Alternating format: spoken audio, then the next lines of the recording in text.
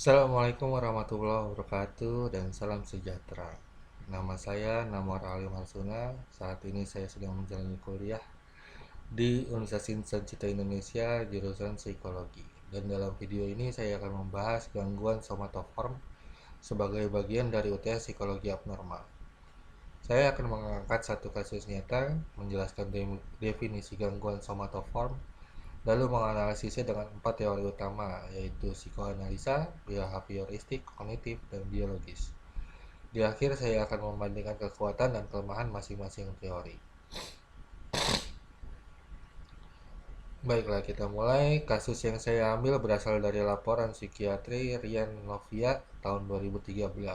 Pasien bernama Tuan Sarifin, usia 52 tahun, wira swasta dari Tasikmalaya, datang ke polisi psikiatri dengan keluhan sakit kepala yang sudah berlangsung lebih dari 1 bulan. Ia sudah berkali-kali melakukan pemeriksaan medis, namun hasilnya selalu normal. Meski begitu, ia tetap yakin ada penyakit serius di dalam tubuhnya. Kondisi ini membuatnya stres, sulit bekerja, dan mengganggu kehidupan sosialnya. Dokter kemudian mendiagnosisnya dengan gangguan somatoform karena keluhan fisik tidak memiliki dasar medis yang jelas. Menurut PPDGJ3, gangguan somatoform adalah keluhan fisik berulang yang tidak dapat dijelaskan secara medis. Gejala bisa berupa nyeri, pusing, sesak, atau gangguan organ tubuh. Namun, pemeriksaan medis tidak menemukan penyebabnya. Pasien biasanya menolak penjelasan psikologis dan tetap mencari bukti medis. Bentuk gangguan somatoform meliputi: pertama, somatisasi, yaitu banyaknya keluhan fisik di berbagai organ. Yang kedua, hipokondriasis, yaitu keyakinan memiliki penyakit serius. Yang ketiga, nyeri somatoform menetap. Yang keempat, gangguan konversi, seperti gejala sensorik atau motorik seperti kelumpuhan atau kebutaan tiba-tiba. Sekarang saya akan jelaskan analisanya dengan 4 teori. Yang pertama, teori psikoanalisa dari Freud menjelaskan gejala fisik sebagai simbol konflik intrapsikis. Pada kasus Tuan Sarifin, sakit kepala bisa menjadi manifestasi represi emosi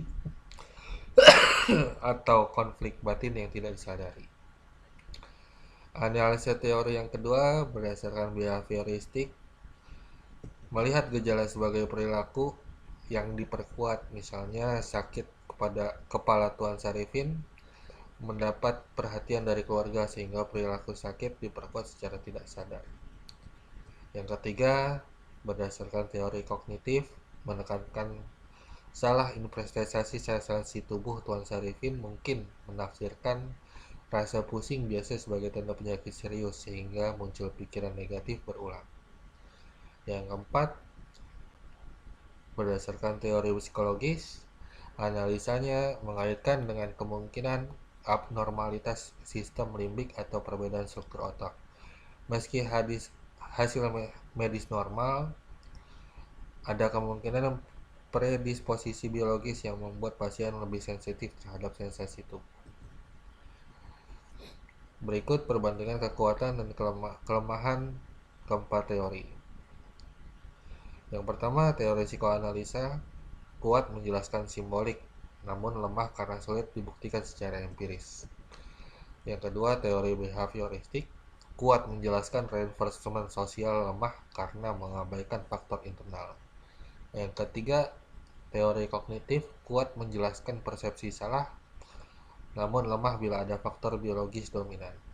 Yang keempat, teori biologis kuat dengan bukti neurologis, namun lemah karena tidak selalu ada kelainan medis nyata. Dari analisa ini, kita bisa melihat bahwa gangguan somatoform adalah kondisi kompleks yang tidak bisa dijelaskan hanya dengan satu teori. Setiap pendekatan memberi kontribusi berbeda. Oleh karena itu, penanganan terbaik adalah menggunakan kombinasi terapi psikologis seperti CBT, dukungan keluarga, dan pemeriksaan medis untuk menyingkirkan penyakit fisik. Semoga penjelasan ini membantu kita memahami kompleksitas gangguan somatoform. Sekian dari saya. Assalamualaikum warahmatullahi wabarakatuh.